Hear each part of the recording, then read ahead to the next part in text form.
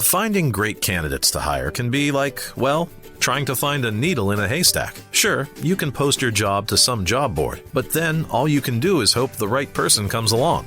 Which is why you should try ZipRecruiter for free at ziprecruiter.com/zip. ZipRecruiter doesn't depend on candidates finding you. It finds them for you. Its powerful technology identifies people with the right experience and actively invites them to apply to your job. You get qualified candidates fast. So while other companies might deliver a lot of hay, ZipRecruiter finds you what you're looking for. The needle in the haystack. See why 4 out of 5 employers who post a job on ZipRecruiter get a quality candidate within the first day. ZipRecruiter, the smartest way to hire. And right now, you can try ZipRecruiter for free. That's right, free at ziprecruiter.com/zip. That's ziprecruiter.com/zip. ziprecruiter.com/zip. Pet Life Radio. This is Pet Life Radio. Let's talk pets. Cat lovers and feline friends, it's time for Adele Park's Quirky Catnips. Today on Quirky Catnips, we're airing a chapter of Quirky Cat Goes Splat by Adele Park. This frightfully funny tale is narrated by the ever-so-snarky Skitters the cat. Find out what happens when Skitters goes cattywampus for a kitten named Harriet. Tune in each week to hear a new chapter of Quirky Cat Goes Splat, only on Pet Life Radio. Meow Kitties! Audio Recording St. George presents Quirky Cat Goes Splat. Written, produced, and edited by Adele Park. Narrated by a full cast. Splat! Meow, bitches. Twisted Tales by Skitters the Cat. Part 10. I'm secure in my cathood, an attribute which enables me to remain in good humor when it comes to my twin handlers. As one would expect, they have fallen hopelessly in love with my stylish stripes and Halloween grin. Though it's hard to top this masterpiece, these little darlings try nonetheless. The twins are fond of hosting formal afternoon tea parties with me as their most honored guest. They stuff me into baby doll outfits and transport me to the festivities in an old-fashioned pram. I feel no shame in being displayed in a stunning ensemble from time to time. I just don't like that green checkered dress with the lace collar. It clashes with my stripes and looks so yesterday. To ensure I wouldn't suffer the humiliation of being seen in that dress again, I chewed the collar off and peed on it. Harriet has never had the joy of a fancy afternoon tea with her human. She hasn't so much as received a ribbon to wear, let alone play with. Despite this, Harriet is inexplicably bound to Evangeline.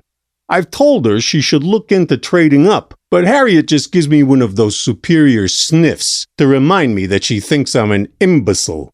Maybe so, my sweet, but I'm your imbecile. Underneath Harriet's coat of snarky put-downs lies a scared and lonely soul. Normally, I don't like to hear other kitties' sob stories.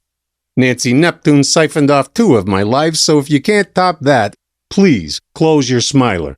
Harriet's story is different. Her mother died pulling her and her sister out of Juniper Hollow when it was set on fire. Harriet's sister wisely split that ugly scene, but Harriet remained waiting for Evangeline. Most people think Nephi Stratton, the prophet of Zion Flats, torched the place to cover up a crime. It certainly wouldn't be the first time Nephi resorted to violence. Isla Ray Stratton, a runaway daughter of Nephi's, knew all about what this polygamist homeboy was capable of. I met her on the night she finally left that hellhole. Isla Ray had come to the apartment where I was recovering from having my rear paw pounded into mincemeat. Selecting Nancy Neptune as the person to rescue her from the clutches of moral corruption was an interesting choice. Chapter 10. Isla Ray Stratton. What's the point of breaking up with a guy if you have to talk to him on the phone practically every day. Okay, I'm not an expert on relationships. I've only had one boyfriend in my whole life.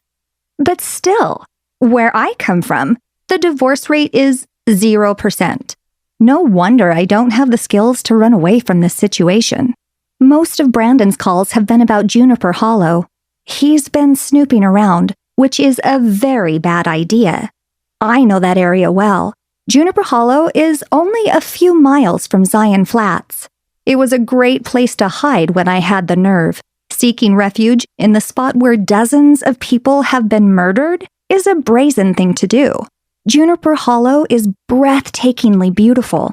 In addition to juniper, it's got lots of big willow and oak trees, watered by a spring that feeds a small lake. On the north side of the lake is Granite Ridge. Water from the lake carved out a maze of catacombs underneath it. When Juniper Hollow was owned by the Fletcher family, one of them pounded iron pegs into a cave near the back of the catacombs, making a ladder that goes all the way to the top of Granite Ridge. This was how the Fletchers kept ahead of the law when they were distilling hooch. It's a dangerous climb, both ways. I haven't told Brandon about the ladder. Maybe he already knows. Hopefully, he won't be able to actually find it. Granite Ridge is shaped like a giant C overlooking Juniper Hollow. You can't reach the catacombs without crossing the lake or else going in from the top. The cavern with the iron pegs isn't easy to get to. You either have to trespass on Boyd Fletcher's property and climb down, or swim across the lake and wind through a maze of catacombs. The passage to the ladder from the ground is partially blocked by a pile of rock debris left from when one of the caves collapsed. If I wasn't worried about what Brandon would do with the information, I'd tell him this was how Evangeline escaped the night her mother died. Then he'd want to know how she got to that side of the lake. Evangeline was only 4 at the time. Unless she had secretly been training for the toddler Olympics in either rowing or swimming, there is no way Evangeline could have gotten there on her own. I would die of thirst before I would ever drink the water in the lake at Juniper Hollow, let alone swim in it. I've been told Taj has already taken a dip. Brandon says Taj swam through some nasty sludge in India, so the lake at Juniper Hollow doesn't faze him a bit. There is only one road into Juniper Hollow, but the catacombs aren't the only escape route.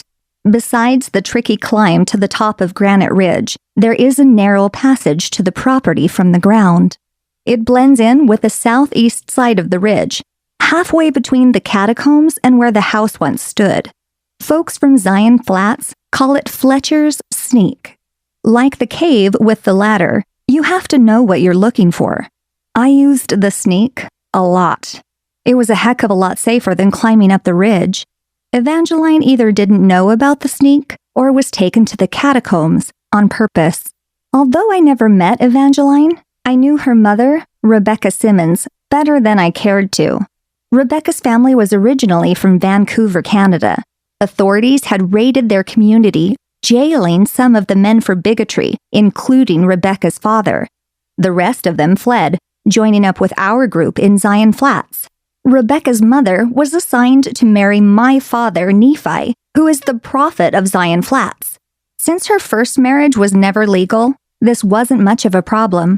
Father holds all the cards when it comes to who marries who. Brides are offered as rewards to the most faithful members of the order. With certain brides, however, they're assigned as a test. I'm guessing this was the case with Rebecca. Rebecca was 5 years older than me. I was around 9 years old when she came to Zion Flats. Shortly after the Simmons moved into the house where I was living, Rebecca's little sister was killed in a freak accident. Looking back, I have to wonder if it wasn't on purpose. No one ever speaks the truth about what happens in Zion Flats, so I'll never know for sure. What is clear is that Rebecca resented having to care for her sister and was the only witness to the accident. Right after that happened, Rebecca was placed in marriage with Nicholas DeLuca. Everyone says Nicholas was obsessed with Rebecca. She was viciously beautiful, with long dark hair and silvery eyes. Despite this, Rebecca had a temper to be reckoned with. Even Nephi was confounded about how to deal with her. Rebecca seemed to share Nephi's taste for cruelty. I was already gone from Zion Flats on the night Rebecca died and Nicholas went missing. My aunt, Orinda, told the cops a lot of different stories about what happened. That's the polygamist way. Confuse and baffle the authorities. Brandon was surprised when he found out Orinda is my aunt. I didn't know her very well. My father has nearly 24 sisters. Orinda was so ornery, I usually avoided her. Evidently, her temper hasn't gotten any better. Juniper Hollow had been abandoned for many years before Nicholas went there to hide, although his family must have kept up with the property taxes. Otherwise, I'm sure someone from the government would have tried to take over the place. A system had been rigged up to make it so Nicholas could tap into the power supply from Zion Flats. He bought a minivan, put it in Orinda's name, and had her get a driver's license. On the night Nicholas disappeared, some kind of violent fight happened in the house. The first thing Orinda did was cut the power supply. She was either afraid someone would find out about the illegal power line, or she just wanted to make the situation even more chaotic. The end result was that Evangeline wound up on Granite Ridge, Rebecca was dead on the ground at Juniper Hollow, and Nicholas hasn't been seen since. Here's the truly terrifying thing. Rebecca wasn't half as scary as her twin brother Willard. Things were never good in our house, but once Willard moved in, I started bolting like a jackrabbit. One of the dirtiest secrets about polygamy is the sickening amount of molestation that goes on in a lot of homes. Step-siblings from numerous mothers are all jammed together. Women are regarded as property in polygamy, so there's no boundaries, even with young boys. Willard started trapping my sister in the bathroom not long after my father married Rebecca's mother. I didn't fully understand what was happening. I just knew my sister seemed like she was losing touch with reality. She'd get this real absent look, like she wasn't even there. I tried to ask her if she was okay, but she'd just tell me to mind my own business. She was a year older than me, but I always felt like it was my fault for not stopping the horrible things happening in the bathroom. When Willard started coming after me, I ran. Fast.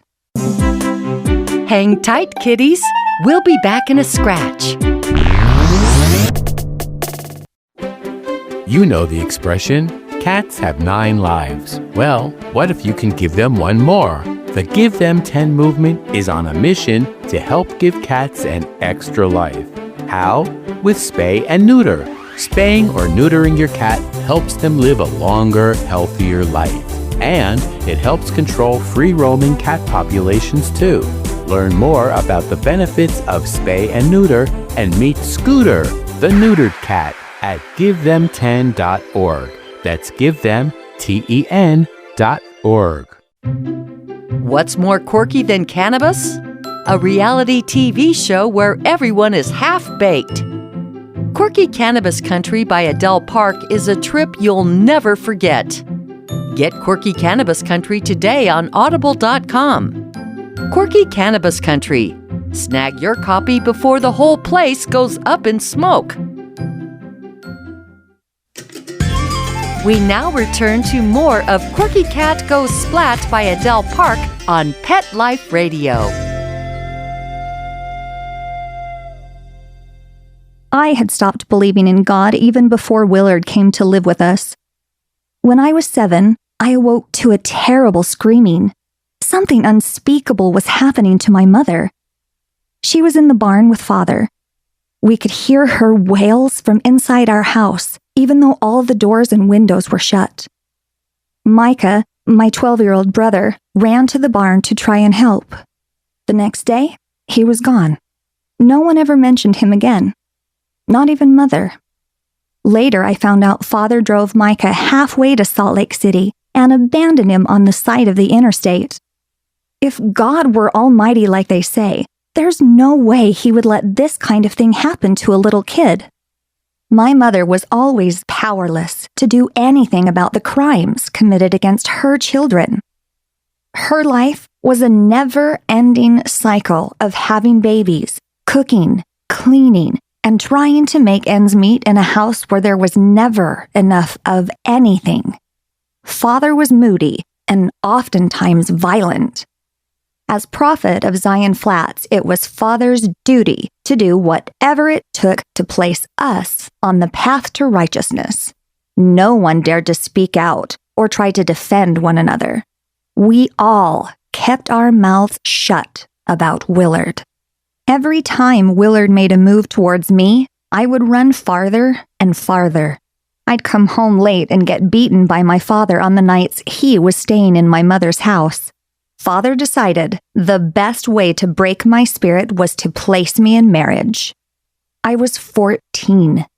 The man I was to spend all of time and eternity with was 53. He was my uncle.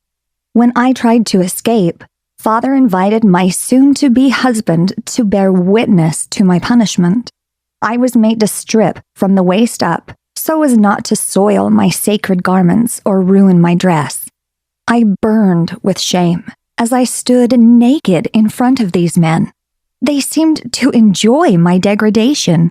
That frightened me more than anything. The pain was excruciating. I may have blacked out during parts of it. Judging by the welts on my back, I was whipped at least a dozen times.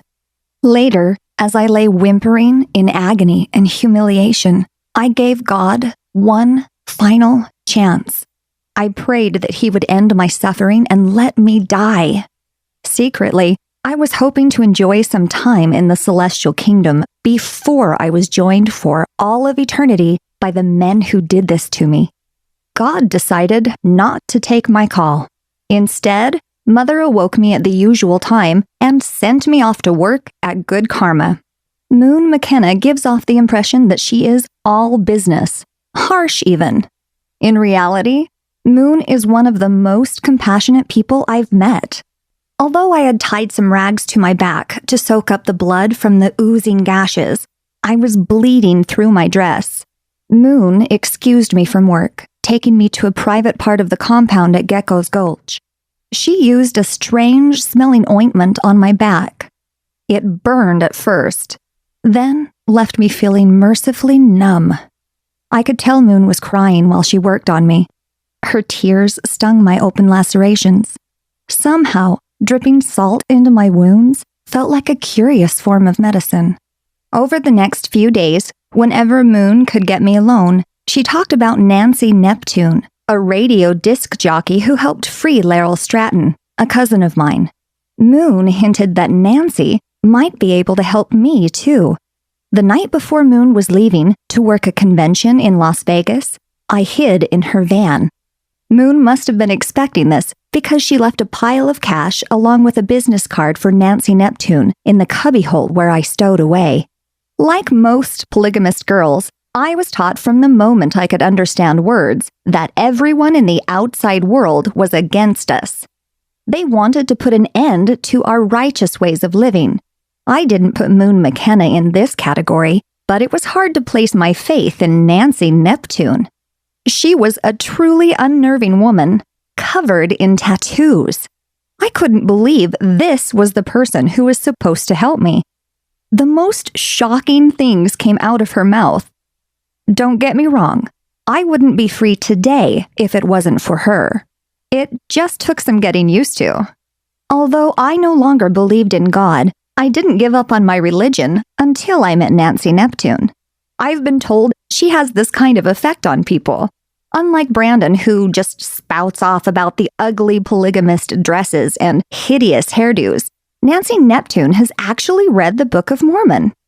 The first thing she did was set me straight on the word of wisdom, pointing out that if alcohol was so bad, why was Jesus drinking it the night before he died? Then she ripped Joseph Smith, the founder of the Mormon faith, comparing his story about the golden plates to the nursery rhyme Heeper Peeper.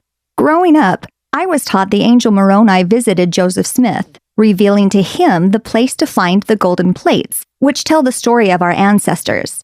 The text was written in an ancient Egyptian language that could only be deciphered through magical seer stones called the Urim and Thummim.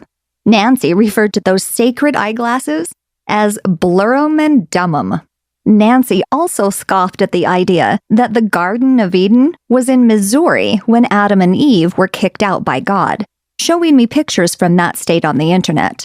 I had to agree. Missouri looks about as far from paradise as you can get. The list went on and on. Even our consecrated garments were a source of scorn. Nancy referred to them as underwear for unfuckable hags. It took less than 24 hours with Nancy Neptune to undo 14 years of religious doctrine that had been beaten into me since birth. The first thing I did was lose the unfuckable underwear. I'm not ready to give up my chastity just yet, but I don't want to be caught in those dreadful drawers when I do. If I had ever used a word like unfuckable in Zion Flats, my face would have been pulverized to the point where my looks matched my words. The woman I live with now is named Meredith Andrews. She is the niece of Laryl Stratton and the one who wrote Nephi a large check for his freedom. Then she let Nancy Neptune host a radio contest called 7 Brides for One Brother. Laryl was married off polygamist style, although his wives were all women from Naval. Later, at Moon's request, Meredith tried to buy my freedom. Not surprisingly, Nephi got greedy and asked for way more than she could pay. Eventually, Nephi got what he wanted, but only after Nancy Neptune went on the radio and rounded up donations. Meredith had been adopted by the family who owns the Diamonds in the Desert Casino. After Nephi got his grubbers on the money raised by Nancy Neptune, he signed papers naming Meredith as my official guardian. I was moved into a ritzy suite on the property and have been there ever since. I used to feel guilty about living in such opulence. Not that I'd ever complain out loud about having all the food I want. Owning a cell phone and computer isn't too shabby either. Meredith works as a wedding planner and events coordinator for her family's casino. She put together the engagement party for Brandon's dad, an event I also helped with. As a way to earn my keep, I set up chairs and tables whenever Meredith has something going on at Diamonds in the Desert. She was asked to plan the wedding at Gecko's Gulch, but Meredith didn't want to show her face there for the same reasons as me. It's not a good idea to remind Nephi that either one of us even exists. I am no longer afraid of being forced to go back to Zion Flats. Nephi's got his money and doesn't want any more trouble from a brawling DJ like Nancy Neptune. What I'm focused on now is helping Meredith rescue others from the oppression of polygamy. If either one of us appeared at Gecko's Gulch, it would be like pulling a fire alarm. I can't explain all this to Brandon without jeopardizing the efforts that are already underway. Moon is involved too. She's in a tight spot though, because she still has to deal with Nephi. Not everyone who lives in a polygamist community is trying to escape. Eternal salvation is the name of the game, especially in Zion Flats. Many of these people willingly forfeit the lives they are living, literally dumping the baby out with the bathwater for the promise of the celestial kingdom. They participate in the most disgraceful forms of abuse and neglect just to save their own souls. There are a few, however, who would rather die as an apostate than live in heaven with those who harmed them. These are the people Meredith and I are trying to reach. Having Brandon act out against the entire community of Zion Flats isn't helpful at all. I knew what Brandon was up to long before he spelled it all out. After I ran away, Moon had a phone installed in the locker room at Good Karma. Workers are allowed to use it without any monitoring or questions. Some of the people who shunned me when I escaped are now interested in figuring out how they can too. Hopefully, Brandon won't blow their chances. Skitters the cat hates Blue McKenna more than digesting hairballs. That's why he's especially irked to find that even in death, Blue won't give him a break. Adding insult to injury, Skitters is the only one who can help Blue find her way out of a hellish nightmare involving the DMV. Skitters can't get in a decent nap until he helps Blue cross over. And that's the rub. Get all the scratchy details in Quirky Cat Gets Ghosted by Adele Park. In case you haven't noticed, you've been ghosted. Quirky Cat Gets Ghosted. Get ghosted today on Audible, Downpour, and Spotify. Meow Kitties. Let's Talk Pets, every week on demand, only on PetLifeRadio.com.